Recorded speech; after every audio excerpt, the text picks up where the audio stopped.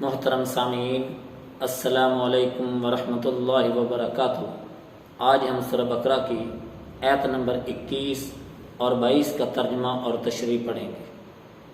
اعوذ باللہ من الشیطان الرجیم، بسم اللہ الرحمن الرحیم۔ یا ایہا الناس اعبدوا ربکم الذی خلقکم والذین من قبلکم لعلکم تتقون الذی جعل لکم الارض فراشا والسماء بناء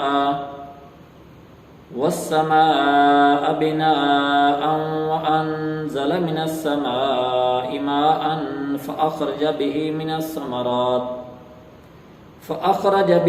الثمرات رزقا لكم فلا تجعلوا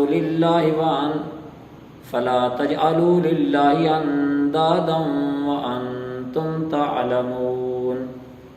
صدق اللہ مولانا العظیم۔ اے لوگو، عبادت کرو اپنے اس رب کی جس نے پیدا کیا تمہیں اور ان لوگوں کو جو تم سے پہلے تھے، تاکہ تم متقی بن جاؤ۔ اللہ وہ ذات ہے جس نے بنایا تمہارے لیے زمین کو فرش اور آسمان کو چھت، اور اتارا آسمان سے پانی، پھر نکالا اس پانی کے ذریعے پھلوں کو جو رزق ہیں تمہارے لیے، لہذا تم نہ بناؤ اللہ کے شریک اور تم جانتے ہیں۔ ان آیات میں حق تعالی شانوں نے اپنی وحدانیت کی دلیلیں بیان فرمائی ہیں اور توحید کی انسان کو تعلیم دی ہے۔ سارے کے سارے بندے، خواہ مومن ہیں، خواہ کافر ہیں، خواہ عیسائی ہیں، یہودی ہیں، نصرانی ہیں، ہندو ہیں، سکھ ہیں، سب کو مخاطب کر کے حق تعالی شانوں نے توحید باری تعالی سمجھائی ہے، جو ایمان کا اصل اصول ہے۔ خلاصہ ان آیات کا یہ ہے کہ حق تعالی شانوں نے تمہیں اور تم سے پہلے لوگوں کو اور تمہیں نفع دینے والی ساری کی ساری چیزوں کو پیدا فرمایا ہے، لہذا حق تعالیٰ کو چھوڑ کر کسی اور کی عبادت کرنا، بتوں کی عبادت کرنا جو تمہیں نہ نفع پہنچاتے ہیں نہ نقصان کے مالک ہیں، اسی طریقے سے درختوں کی، سورج چاند ستاروں کی پوجا کرنا، یہ کس قدر بے وقوفی اور حماقت کی بات ہے کہ جو نہ نفع کے مالک ہیں نہ نقصان کے مالک ہیں ان کو معبود بنا لینا، اور جو سب کچھ کرنے والی ذات ہے اس کو چھوڑ دینا۔ صحیحین کے اندر ایک حدیث ہے، حضرت ابن مسعود رضی اللہ تعالیٰ عنہ پوچھتے ہیں، اے اللہ کے رسول، سب سے بڑا گناہ کون سا ہے؟ تو نبی کریم صلی اللہ علیہ وسلم نے ارشاد فرمایا کہ حق تعالی شانوں کے ساتھ جو خالق ہے کسی کو شریک ٹھہرانا، یہ سب سے بڑا گناہ۔ حضرت معاذ رضی اللہ تعالیٰ عنہ والی حدیث ہے، کیا جانتے ہو کہ خدا کا حق بندوں پر کیا ہے؟ خدا کا حق بندوں پر کیا ہے؟ تو فرمایا اس کی عبادت کریں اور کسی کو اس کی عبادت کے اندر شریک نہ کریں، یہ حق ہے حق تعالی شان کا اس کے بندوں پر۔ دوسری حدیث میں ہے، جو تم میں سے کوئی یہ نہ کہے جو خدا چاہے اور خدا کا رسول چاہے، بلکہ یوں کہا کرو کہ صرف اور صرف اللہ چاہے۔ سیدہ عائشہ صدیقہ رضی اللہ تعالیٰ عنہ کے ستیلے بھائی حضرت طفیل رضی اللہ تعالیٰ عنہ فرماتے ہیں کہ میں نے خواب کے اندر چند یہودیوں کو دیکھا، تو میں نے ان سے پوچھا تم کون ہو؟ کہنے لگے ہم یہود ہیں۔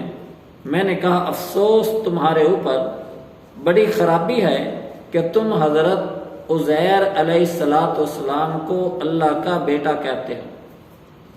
تو ان یہود نے کہا تم بھی اچھے لوگ ہو، لیکن افسوس تم بھی تو کہتے ہو جو خدا چاہے اور محمد چاہے صلی اللہ علیہ وسلم۔ پھر میں نے نصرانیوں کی ایک جماعت کو دیکھا اور ان کے پاس گیا انہیں بھی میں نے کہا کہ تم کون لوگ ہو؟ کہنے لگے کہ ہم نصرانی ہیں۔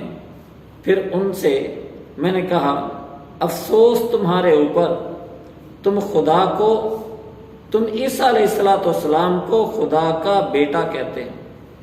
انہوں نے بھی جواب دیا وہی جو نصرانیوں نے جواب دیا تھا کہ تم بھی تو کہتے ہو جو اللہ چاہے اور جو محمد چاہے۔ میں نے صبح اپنے اس خواب کا ذکر کچھ لوگوں سے کیا، پھر میں نبی کریم صلی اللہ علیہ وسلم کی خدمت میں حاضر ہوا اور میں نے جا کر نبی کریم صلی اللہ علیہ وسلم کو اپنا خواب سنایا۔ تو نبی کریم صلی اللہ علیہ وسلم نے پوچھا کسی اور سے بھی تم نے اس خواب کا ذکر کیا ہے؟ میں نے کہا ہاں یا رسول اللہ، میں نے اور لوگوں سے بھی اس خواب کا تذکرہ کیا ہے۔ آپ صلی اللہ علیہ وسلم اب کھڑے ہوئے اور اللہ تعالیٰ کی حمد و ثنا بیان کی اور لوگوں سے فرمایا کہ لوگوں، طفیل نے ایک خواب دیکھا ہے اور تم میں سے بعض لوگوں سے بیان بھی کر دیا ہے۔ میں چاہتا تھا کہ تمہیں اس کلمہ سے روک دوں، لیکن فلاں فلاں کاموں کی وجہ سے میں اب تک تم لوگوں کو روک نہ سکا۔ یاد رکھو اب ہرگز تم میں سے کوئی یہ نہ کہے کہ خدا چاہے اور اس کا رسول چاہے، بلکہ یوں کہنا صرف اکیلا اللہ چاہے۔ صحیح حدیث میں ہے کہ کسی نے رسول اللہ صلی اللہ علیہ وسلم سے کہا کہ جو اللہ چاہے اور جو آپ صلی اللہ علیہ وسلم چاہیں، تو آپ صلی اللہ علیہ وسلم نے فرمایا کیا تو مجھے اللہ کا شریک ٹھہرانا چاہتا ہے؟ نبی کریم صلی اللہ علیہ وسلم نے فرمایا کہ میں تجھے 5 باتوں کا حکم کرتا ہوں جن کا حکم جناب باری تعالیٰ نے مجھے دیا، اور وہ 5 چیزیں کیا ہیں؟ مسلمانوں کی جماعت کو لازم پکڑے رہنا، مسلمانوں کی جماعت کو لازم پکڑے رہنا، اور اس کے رسول صلی اللہ علیہ وسلم اور مسلمان حاکم وقت کے احکام کو سننا اور ماننا، ہجرت کرنا اور جہاد کرنا۔ جو شخص جماعت سے ایک بالشت بھر بھی نکل گیا اس نے اسلام کے پٹے کو اپنے گلے سے اتار پھینکا۔ ہاں یہ اور بات ہے کہ وہ آدمی رجوع کر لے۔ جو شخص جہلیت کی پکارے وہ جہنم کا کوڑا کرکٹ ہے۔ لوگوں نے کہا حضور اگر وہ آدمی روزے دار اور نمازی ہو؟ تو فرمایا اگرچہ نماز پڑھتا ہو اور روزے رکھتا ہو اور اپنے تئیں مسلمان سمجھتا ہو، مسلمانوں کو ان ناموں کے ساتھ پکارتے رہو جو خود خدا تعالیٰ نے رکھے ہیں، یعنی مسلمین، مومنین اور عباد اللہ، اس کے علاوہ کسی اور نام سے مت پکار۔ یہ حدیث حسن ہے۔ کسی دیہاتی سے کسی نے پوچھا کہ تمہارے پاس کیا دلیل ہے کہ اللہ ایک ہے، اللہ تعالیٰ کے وجود کے اوپر تمہارے پاس کیا دلیل ہے؟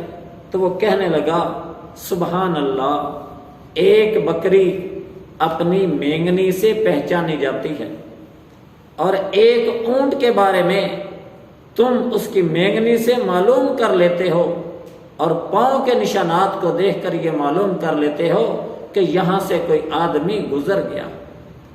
لیکن یہ ستارے، یہ چاند اور یہ زمین کے اوپر گزر گاہیں، کیا یہ ساری کی ساری چیزیں یہ حق تعالی شانوں کے وجود کے اوپر دلیل نہیں ہے؟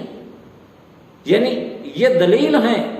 انہی سے یہ بات سمجھ آتی ہے کہ جس ذات نے زمین کو بنایا، زمین کے اوپر رستے بنائے، آسمانوں کو بنایا، آسمان کے اوپر سورج چاند ستاروں کو بنایا، تو یہ ساری کی ساری چیزیں یہ حق تعالی شانوں کے وجود کے اوپر دلیل ہیں۔ حق تعالی شانوں ہم سب کو قرآن کریم کو سمجھ کر اس پر عمل کرنے کی توفیق عطا فرما۔ جزاک اللہ۔